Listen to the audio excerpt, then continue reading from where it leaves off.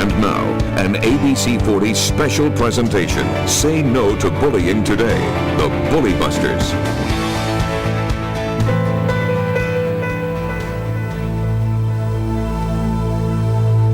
He was bullied, he was teased, he was taunted on a regular basis at his school. That's what happened. And his self-esteem slowly but surely, I think it just went away, where he felt like he didn't have any other options. A lot of people just would always taunt and tease her, just call her names. Because my hair was short, people would call me a lesbian and stuff like that, and make fun of me. They pick on me, how come you're going on the elevator, how come you can't do this or that. It does something to your self-esteem. These are the voices of the countless victims of school bullying. Good evening, I'm Dave Mattson. Thanks for joining us for this ABC 40 special report. Tonight, we take an in-depth look at this problem that's spanning schools all across the nation. Tonight, we try to offer solutions to parents and teens who are dealing with bullying in hopes of preventing another tragedy. While it's a problem that's been around for ages, school bullying gained national attention one tragic day over a year ago. Sardina Walker's life changed forever on April 6, 2009. That's the day she found her son Carl hanging by an extension cord on the second floor of the family's home. Carl was ruthlessly teased at school and at the age of 11 just couldn't take it anymore. Since Carl's death, Sardina Walker has found the strength to become a vocal advocate in the fight to stop bullying, testifying before Congress in the Massachusetts House, and a driving force behind getting anti-bullying legislation passed in this state. I really didn't want Carl's legacy to be how his life ended. I wanted his legacy to be how he was able to help other children. And that's really what my mission is. And I think it's part of who I am and the part of who Carl was, that our faith is what has sustained us. And it's really looking in the bigger picture to see that one person can really make a difference. And that's what I want everyone to know. I'm just one person, and I'm trying to really make a difference both locally and nationally to combat this problem, which is a national health crisis. Approximately 4,500 lives are lost every year as suicide has become the third leading cause of death for young people between the ages of 10 to 24. That's according to the Centers for Disease Control and Prevention. People are scared and they're in fear. And I think people need to know that, this is not just an urban problem. It crosses, and I think what happened was because some people wanted to make it a race issue when everything happened, with Phoebe as opposed to Carl. And I try to tell people, this is not a race issue. When this happened to Carl, we received just as much media coverage as what happened to Phoebe. What I think the difference was is that people were in shock, one, that this could happen again, and two, that this was happening in Western Mass. Sardina says as parents, we have to reach out to our children who she believes are more vulnerable now than ever before. We have to reach out to the kids. Kids in more affluent neighborhoods are more likely to be vulnerable because they have the complex phones. They have computers in their homes, maybe more than one. They have the laptops.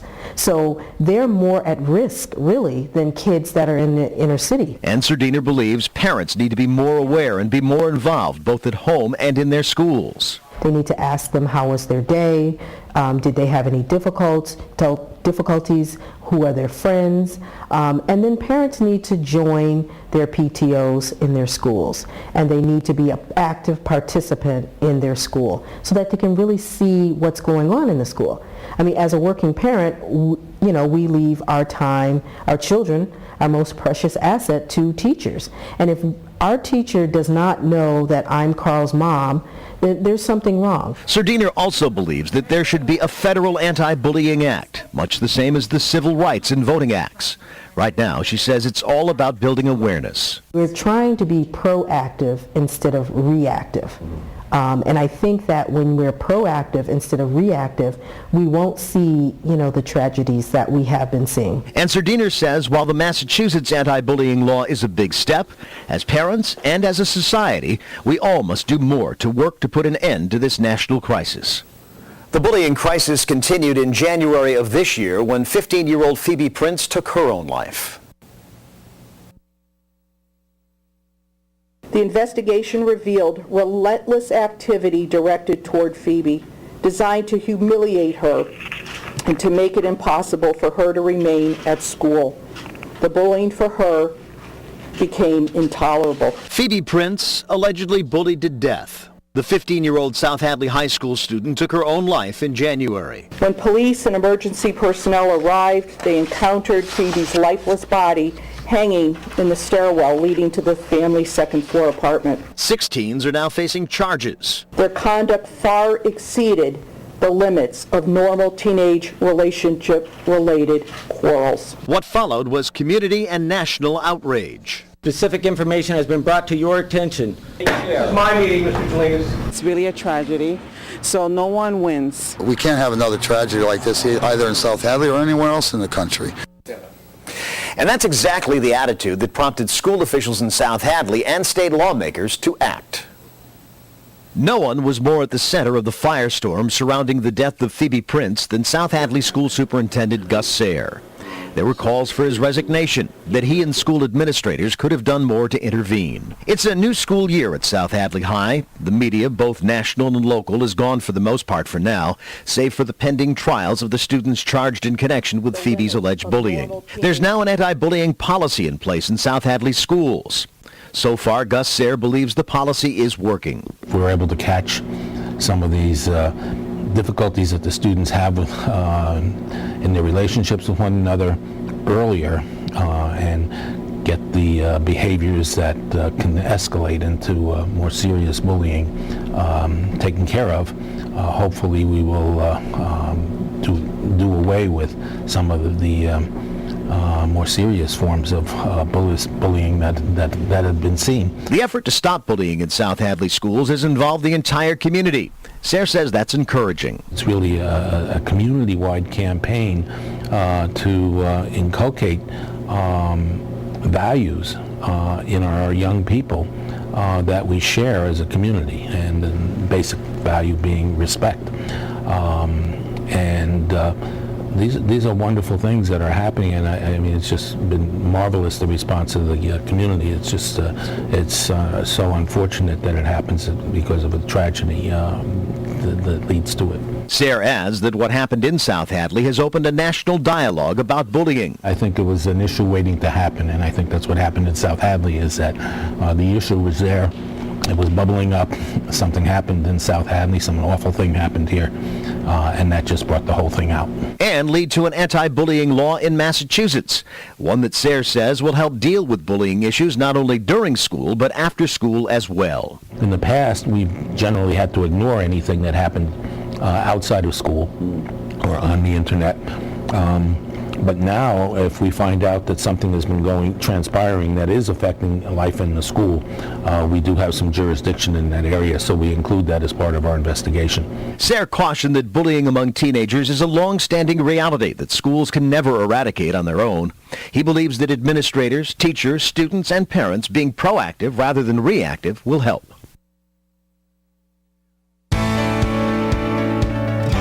Protecting your children. What a lot of people, or kids in general, don't realize is once they transmit that picture, it's gone.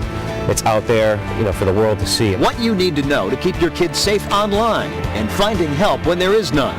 I think sometimes kids are afraid to go to their parent. Where kids can turn to find the strength to cope with bullying. No one has the right to intimidate or to make them feel less than the person that they are.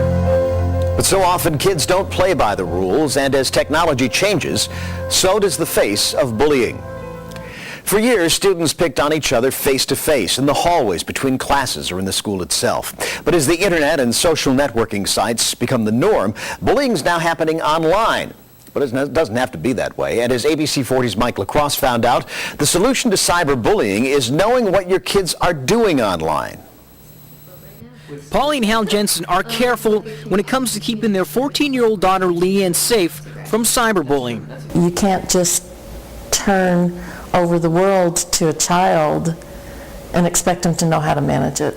Bullying can now happen online 24 hours a day, 7 days a week through social media sites like Facebook and Twitter, or through text messages and emails. According to the Massachusetts Aggression Reduction Center at Bridgewater State University, 60% of high school students reported being bullied, harassed, threatened, or stalked through electronic devices. You know, before things used to be done orally or in writing. Now with the electronic medium, it becomes so much more complex. Worcester County District Attorney Joseph Early and his office run an anti-bullying and cyberbullying program. It helps students and parents recognize the warning signs and work on solutions. We talk about the need to parents to watch and monitor computer use. Parents that don't know computer need to know computer. Hal Pauly and Leanne Jensen are all friends on Facebook and keep an eye on each other while online. I'm just kind of online and they're just kind of online too, so it's kind of a mutual watch out for each other thing. She has to monitor her friends and she has to monitor what they're saying, because that's, if I see inappropriate conversations taking place, I'm going to ask her about it. Now, do I do it every day? No. Cyberbullying stretches beyond Facebook and Twitter. Experts say parents need to know what websites their kids are visiting and keep an eye on their email accounts as well. Monitor and watch their computer use. Like I said, if you walk into the room and they minimize the screen, there's something there that they don't want you to see. One of the first lines of defense while keeping your child safe online is by having the family computer located in a central room like here in the kitchen. That way you can keep an eye on them while they're on the internet. It may drive her absolutely nuts, and she really hates it when I just keep pressing for more answers. But at the same time, it's the only way that I have of finding out information. The Jensens say they look for every opportunity to talk to their daughter to make sure she understands all types of bullying. You have to ask the question, you have to look for the signals, and you have to be sensitive to changes that would imply that there's some bullying going on. D.A. Early says if your teen is bullied, you should get school officials involved. Also, keep examples of harassment and contact the police if the bullying does not stop. In East Longmeadow, Mike LaCrosse, ABC 40. Now, online isn't the only way students are bullying each other these days. The pastime of texting is also becoming a way for kids to be cruel. It's called sexting, or sending naked pictures or sexual text messages. Granby police say it's on the rise, and that means betrayal and humiliation can be taken to a whole new level. What a lot of people, or kids in general, don't realize is once they transmit that picture, it's gone. It's out there, you know, for the world to see, and they have no control over who sends that picture to or where it goes. Plus, there are consequences. Police say kids are not aware in Massachusetts that it's illegal to pose or encourage a child under 18 to pose in the state of nudity. That means sexting could result in criminal charges. A recent survey of young adults found that 22% of teenage girls and 18% of teenage boys said they've sent or posted sexual pictures of themselves. Additionally, 25% of girls and 33% of boys say they've received and then forwarded such messages. Experts say it's important for parents to set clear limits about what a teen can do with their phone. Sometimes when you have problems, you don't really know who to go to. Where teens can go when there's nowhere to turn. It all starts in childhood. Every single thing, every action that we do is teaching them something. Why the time to say no to bullying is now.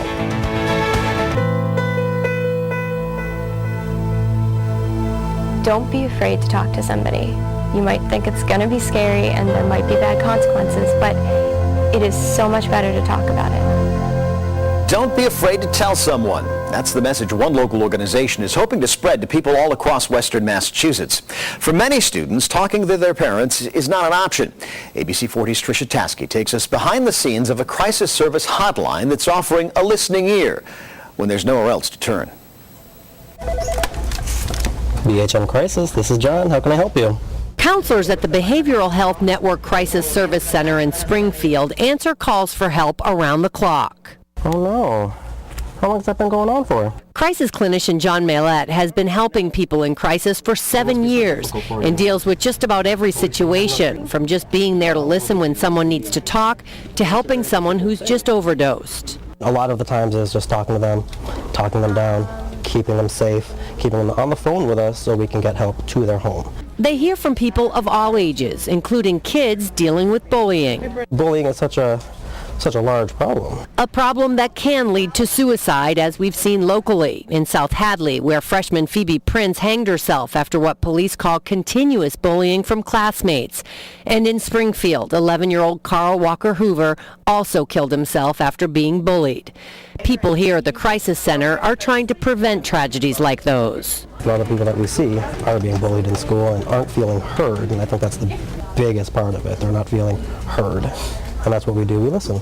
They hear about everything, not just bullying, but depression, mental health issues, and addiction. I think the most important thing is that people realize that there are services in the community. And they're not just confined to this room. They're a mobile service, too.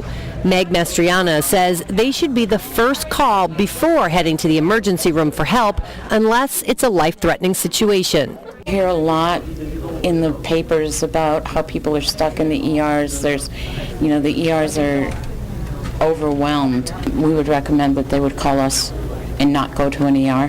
If they're able to maintain, we will come out to their home. The important thing is for people to know there is help available. If you're questioning, if you're scared, if you're alone, call. We can just give you that phone support. You don't need to give us your name. We don't need to know who you are. Just call us and talk to us. We can just do that individualized therapy right over the phone. If you're depressed or you're worried about your child, call us, and we'll kind of figure out with you what's going to be helpful for you. In Springfield, Tricia Taskey, ABC 40. The Behavioral Health Network Crisis Line is available 24 hours a day, 7 days a week. Just call 413-733-6661. Once again, that's 413-733-6661. Coping with bullying. I think a lot of kids don't know the line, though, between roughhousing and then it gets into bullying. The solutions every parent needs to know. And now, an ABC 40 special presentation. Say no to bullying today. The Bully Busters. I'm Jonah Biker. I'm here today to talk about bullying. I got something to say. A one-time victim of bullying is fighting back. Joe Wojcik, like so many others, was picked on as a kid for being different. But now he's taking life into his own hands and fighting back. He's teaching children and parents how to battle bullies. The acronym YUMMY comes from the name I was called when I was a young man. And everybody here has a right to be. Today, I use that name as a way of teaching students and adults about bullying. For children, that means having the courage and to be brave enough to stand up and tell an adult at their school and also in their home that they are being bullied. It takes time. We spend a lot of time together. I think I've been able to show them that when it matters, when it's really important, when it's going to count, that they can depend on us to be there. And I would feel like if anyone could help me, they could. I have enough trust in them. Everybody's part of a community, and we talk to the children about getting together and uniting, where everybody has a role as a member of that community, and that is to respect and protect. All right, do you remember how to play, Bronson? One of the good rules in this house is to respect yourself, respect others, and respect the environment. We help our children make good decisions by being good role models, by doing things with them that are good activities, so that they can get good ideas about what to do with their friends or with other people in the community. We need to help children understand that it is not them who has the problem. They're okay just the way they are. Whether or not you're being picked on doesn't mean you're a bad person, you know, and that's a very easy thing to teach in the home. Every single thing, every action that we do is teaching them something, how to interact with a neighbor or another child. That's our role, is to teach him and to do everything we can to show him love, respect for himself and everyone around.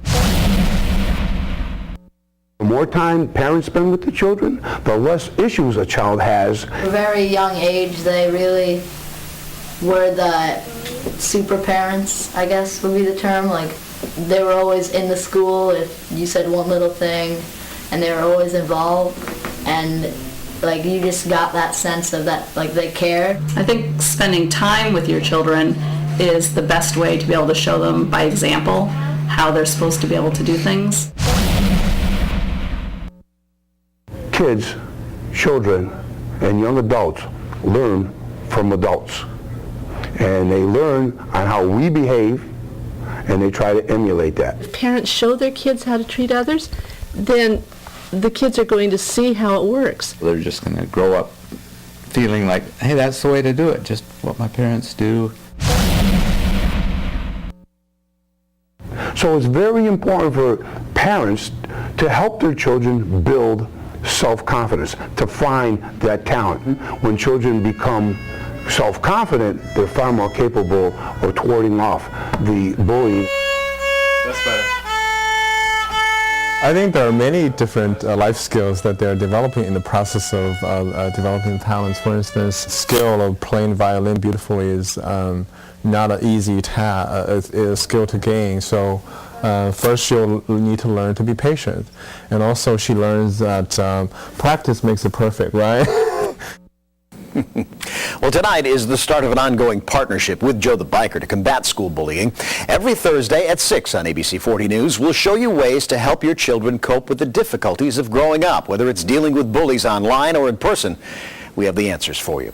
Also, if your school's interested in a free performance by Joe the Biker, you can call 562-2299. Together, we can put an end to school bullying. I'm Dave Mattson. From all of us at ABC 40, thanks for watching. Have a good night.